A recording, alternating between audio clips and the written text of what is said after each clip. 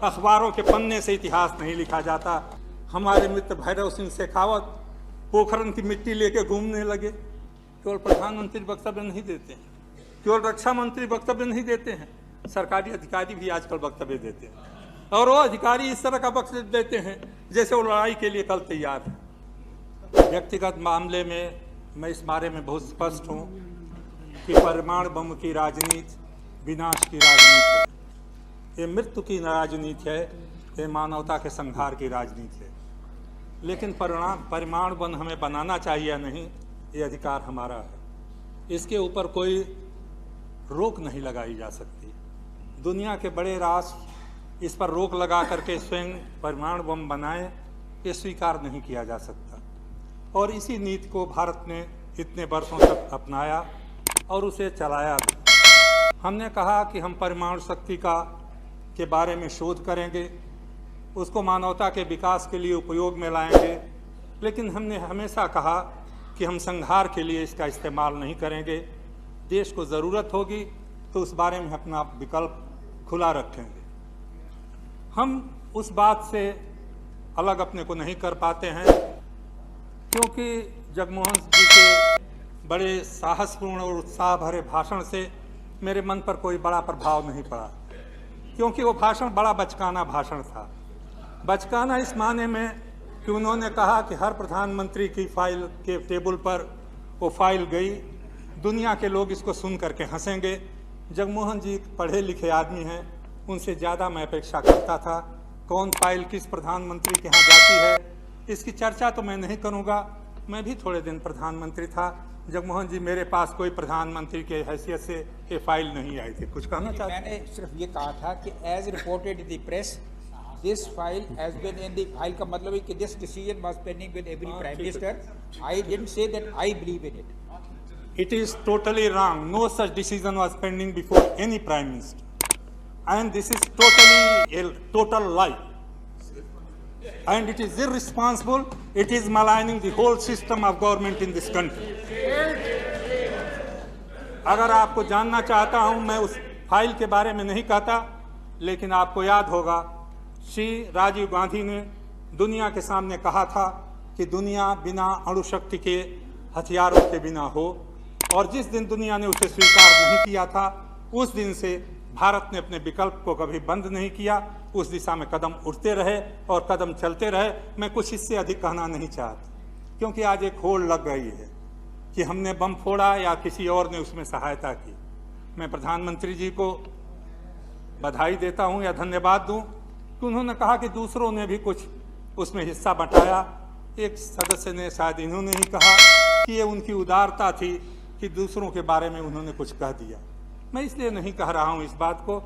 जैसा मैंने सही आपके सामने कहा, अणु शक्ति को बढ़ावा देना, इसके बदले पर बम बनाने की बात करना आज दुनिया के सामने एक नासमझी की बात है, और ये नासमझी दुनिया स्वीकार कर चुकी है। आज ये हमसे बार बार कहा जाता है कि इससे हमारे देश की सुरक्षा पर जो खतरा है वो खतरा कम हो जाएगा। पहली बात तो मैं कहूँगा कि नटवर सिंह जी ने पता नहीं भूल करके या अपनी पुरानी बात याद करके एक सही बात आज कहने का साहस किया। कांग्रेस पार्टी में साहस शायद मालूम होता था पिछले 1 महीने तक नहीं था, आज ये साहस आ गया है।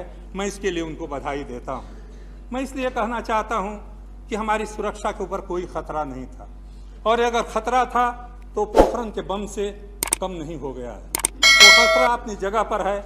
क्या आप जानते हो कि अमेरिका के पास दुनिया में सबसे अधिक अणु बम हैं?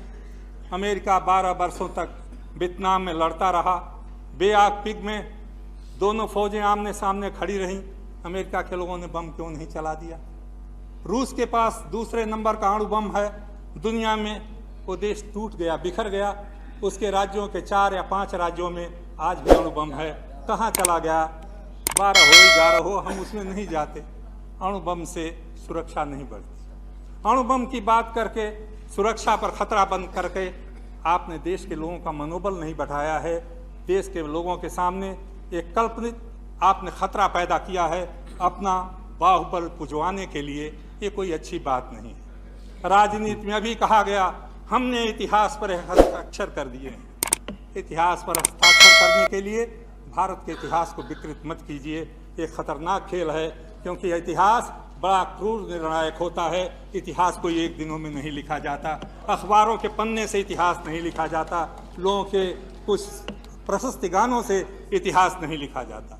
मैं जानता हूँ ये बात, इसलिए मैं कह रहा हूँ कि एक और दुनिया के लोगों ने अणुबम के सहारे सुरक्षा की कल्पना को अस्वीकार कर दिया है। शायद आपको ये मालूम नहीं, आप बहुत नोट बना के ले आए थे।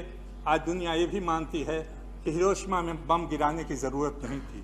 उसके पहले जापान आत्मसमर्पण करने को तैयार था।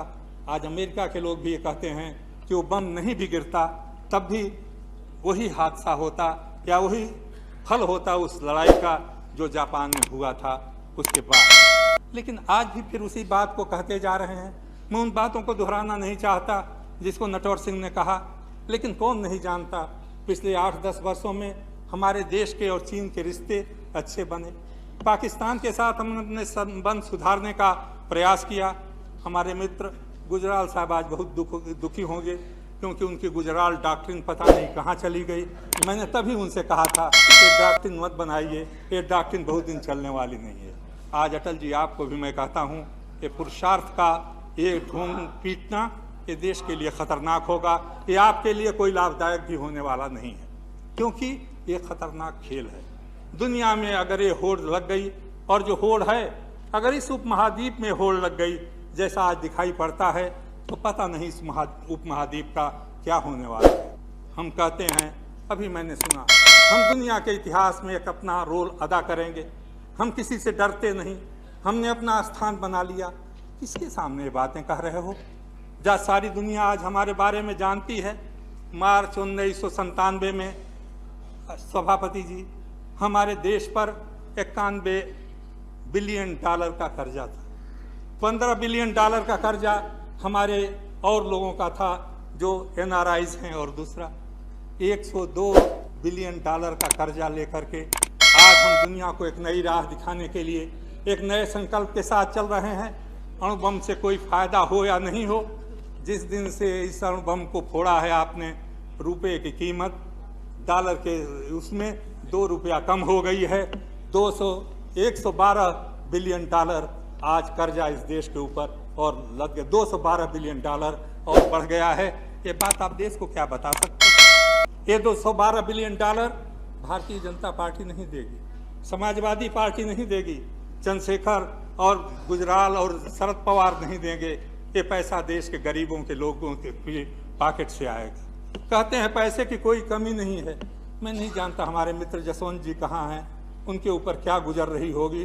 अणुबम की सराहना करते करते वो कहाँ सोच रहे होंगे कैसे संतुलित कर बताएं उस बजट को। ये समस्या है। आज ये समस्या सुरक्षा की नहीं है। आज सुरक्षा की अगर समस्या होती तो हम इस देश के मनोबल को ऊंचा करने की कोशिश करते। हमारे सामने वो उदाहरण था, दुनिया के लोगों ने कहा कि अणुबम डिटरेंट हो या न हो, वियतनाम के लोगों का मनोबल अणुबम का एक डिटरेंट था। क्या उसकी ओर कभी आपने ध्यान दिया है? क्या भारत की जनता के भूखे प्यासे लोगों की ओर आपकी निगाह जाती है? इस संसद में बैठ करके हम इस बात के लिए श्रेय लेना चाहते हैं कि हमारा भी उसमें थोड़ा कंट्रीब्यूशन था, हमने भी अणुबम बंद बनाने में थोड़ा साथ दिया था। और मुझे आश्चर्य होता है, सरकारी पार्टी उसका श्रेय लेना चाहे तो ले, विरोधी पार्टी के लोग भी इसमें जैसे होड़ में लगे हुए हैं। ये खतरनाक खेल है सभापति जी, और इस खतरनाक खेल में हम सारे देश को झोंकते जा रहे हैं। इससे हमें लगता है कि हमारा भविष्य एक भयावह संकट की ओर चला जा रहा है। मैं एक बात और आपसे कहना चाहूँगा सभापति जी, हम क्या चाहते हैं इस उपमहाद्वीप में? क्या हम एक दूसरे पर बम चला करके अपने को विजयी घोषित कर सकेंगे? लाहौर पर जो बम गिरेगा तो अमृतसर का क्या होगा? हम कहते हैं, हमारे मित्र जॉर्ज फर्नांडिस, हम लोग पुराने समाजवादी लोग हैं, हम बोलने में बड़ा विश्वास रखते हैं, और वाणी की स्वतंत्रता हम लोगों का जन्म सिद्ध अधिकार है। लेकिन हम लोग ये भूल जाते हैं कि कभी कभी कर्तव्य के लिए वाणी को विश्राम भी देना चाहिए। इसलिए उनसे तो मुझे कोई शिकायत नहीं है, क्योंकि हम लोग उस परंपरा को भूल ही नहीं पाते हैं। वाणी खुली हुई हो, चाहे मौके बेमौके जो बोलना हो बोल दें, चाहे चाहे उसका परिणाम जो भी हो। अटल जी एक बार बड़ा बम बनाए, उसके बाद संतुलित हो गए। मैं उनको बार बार गुरुदेव कहता हूँ, तो मुझे बड़ी प्रसन्नता हुई संतुलित भाषा में जब वो बोले। लेकिन क्या हो गया आडवाणी जी को, वो भी ललकारने लगे। जैसे पुरुषार्थ की परंपरा इस देश में फिर से जग गई। हमारे मित्र भैरव सिंह शेखावत पोखरन की मिट्टी लेके घूमने लगे। उनको चित्तौड़ और हल्दी घाटी भूल गई, उनको भूल गई मीरा, उनको भूल गए वो अजमेर के ख्वाजा साहब गरीब नवाज, और उनको भूल गई राजस्थान की वो परंपरा। क्या इस मिट्टी को लेकर के, जिस मिट्टी में पता नहीं कोई विषाक्त कणु भी पड़े हों, उसको लेकर के कहाँ जाना चाहते? इस तरह लोगों के मन में जज्बात पैदा करके इस देश में एक गलत होड़ मत पैदा कीजिए। हथियारों की होड़ पैदा करके दुनिया के अनेक देशों ने, अनेक क्षेत्रों ने बर्बादी का माजरा देखा है। और क्या इस देश में भी यही काम होने जा रहा है? क्या हुआ दुनिया के दूसरे गरीब देशों में? इन्हीं बड़े लोगों ने इस तरह के उत्साह उनके मन में जगाए और जगा करके एक दूसरे को लड़ाया, अपना हथियार बेचा। मैं नहीं जानता, कहीं किसी कोने से कहीं कोई हमको भी उकसा न रहा हो। मैं किसी के ऊपर कोई संदेह नहीं करता, लेकिन एक और अणुबम का विस्फोट होता है और दूसरी ओर CTBT पर दस्तखत करने की बात भी चलती है, तो मन में शंका पैदा होना कोई गलत बात नहीं होगी। लेकिन याद रखिए सभापति जी, अब कोई इच्छा नहीं है कि CTBT पर हम दस्तखत करते हैं या नहीं करते हैं, करें न करें, दुनिया हमारे इरादे को जान गई।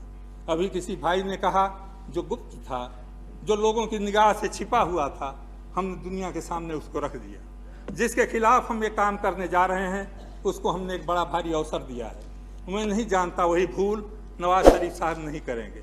अगर नवाज शरीफ वो भूल न करें तो आज जैसी स्थिति में वो हैं नवाज शरीफ साहब, उसका जवाब हमारे पास नहीं है। दुनिया के दूसरे देश उनको सारी सुरक्षा दे सकते हैं, उनको सारी सहायता दे सकते हैं, उनको सारा धन दे सकते हैं। बेअकल लोगों की सलाह लेने से प्रधानमंत्री जी कभी कभी हम खतरे में पड़ जाते हैं। कभी कभी उत्साह में काम करने से आदमी अपने को विनाश की ओर ले जाता है। आज यही काम हमारे देश में हो रहा है। मैं चाहता हूं इससे आज भी आप विरत हो। मैं नहीं जानता आप कैसे विरत हो सकते हैं, क्योंकि आपने एक ऐसा कदम उठा लिया है जिससे पीछे हटना शायद आपके लिए संभव नहीं।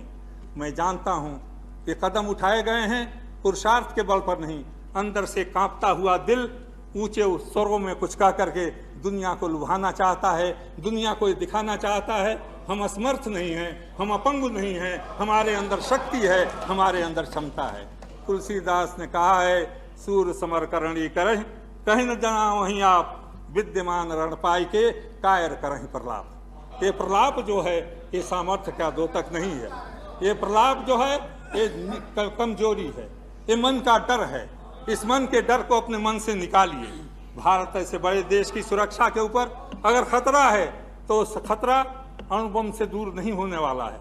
उस खतरे को दूर करने के लिए देश के एक एक लोगों को जगाना होगा, देश के एक लोगों में एक नया आत्मविश्वास पैदा करना होगा। मैंने एक बड़े नेता का ये भी भाषण सुना, अखबारों में पढ़ा। उसमें उन्होंने कहा है, अच्छा हुआ लोग सेंक्शन लगा रहे हैं, पैसा नहीं मिलेगा तो हम स्वदेशी और स्वावलंबन का नारा लगाने लगेंगे। स्वदेशी और स्वावलंबन विवशता का नारा नहीं है, ये आत्मविश्वास का नारा है, ये लोगों के ऊपर श्रद्धा का नारा है। इसको विवशता का नारा मत बनाइए। स्वदेशी का नारा बेबस लोग नहीं लगाते हैं। स्वावलंबन का नारा एक गांधी लगा सकता था, स्वदेशी का नारा एक वो लगा सकता था जो बिहती पहन करके गरीबों के साथ एकात्म करके उनको करोड़ों को ब्रिटिश साम्राज्यवाद के खिलाफ खड़ा कर सकता था। लेकिन आज ये स्वदेशी और स्वावलंबन दोनों नहीं चलेगा। प्रधानमंत्री जी और उदारीकरण की नीति, आपने बयान में उसको कहना नहीं भूला। एक और अमेरिका का मुकाबला करना है, एक और दुनिया के बड़े देशों का मुकाबला करना है, एक और विश्व बैंक को चुनौती देनी है, एक और अंतर्राष्ट्रीय मुद्रा कोष की हमें कोई परवाह नहीं है, और दूसरी ओर हर बयान में उड़ा रहे हैं बम, विश्वास दिला रहे हैं उदारीकरण की नीति चलती रहेगी। ये कौन सी बात है? ये क्या किसी राष्ट्र नायक की ये भाषा है? अगर आप जानते हो कि आप बम चला रहे हो, दुनिया के लोग आप पर सैंक्शन लगाएंगे, तो उदारीकरण की बात छोड़ो, आओ दुनिया के देश के लोगों के सामने अपनी परिस्थितियों को रखो, कठिनाइयों को रखो, देश के लोगों को तैयार करो। मैं नहीं जानता, हमारे मित्र नटवर सिंह जी बड़े जोरों से कह रहे थे हम आपका समर्थन देंगे, चाहे सैंक्शन लगे हम खड़े हो जाएंगे। कहाँ ये खड़े हो जाएंगे मुझे मालूम नहीं। उदारीकरण आपने भी स्वीकार किया था श्रीमान, अब उसका जो फल है भुगतने के लिए तैयार रहिए, और वो फल आसानी से वैसे भी भुगतना पड़ता, लेकिन हमारे गुरुदेव ने ये बम फोड़ करके उसके लिए अधिक जल्दी आपको तैयार कर दिया है। इस बात से आपको कोई गुरेज नहीं होनी चाहिए। उन्होंने आपकी सहायता ही की है, क्योंकि हम लोग तो चले जाएंगे सभापति जी, आने वाली पीढ़ियों के लिए हम क्या छोड़ करके जाने वाले। इतनी जल्दी काम करके हम लोग स्वयं उसको भुगतना चाहते हैं, ये अच्छी बात है।